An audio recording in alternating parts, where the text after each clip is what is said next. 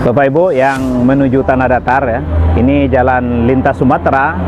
Yang ingin sarapan silakan datang di tempat ya sarapan pagi ini. Ambil lontong talua tigo itu ya. Itu saja. Alhamdulillahirrahmanirrahim. Kita sarapan pagi ya di kedai masyarakat kita, sederhana, bersih, menarik dan enak gitu ya. Ini adalah bentuk dukungan kita kepada UMKM, usaha-usaha masyarakat yang seperti ini. Ini adalah sangat-sangat membantu perekonomian keluarga, dan ini juga menjadi hal yang sangat penting bagi kita semua ya, terutama yang kita di UMKM ya, bahwa media sosial sangat penting.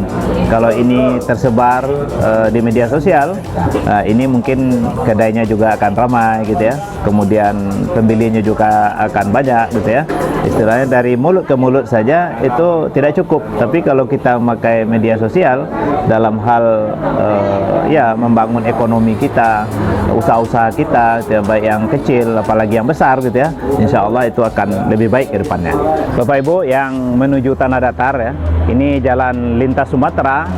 Yang ingin sarapan silakan datang di tempat ya sarapan pagi ini, enak dan kemudian juga bervariasi masakannya. Ya, mari kita ya pagi-pagi kalau lewat di sini ya kita singgah untuk sarapan pagi gitu.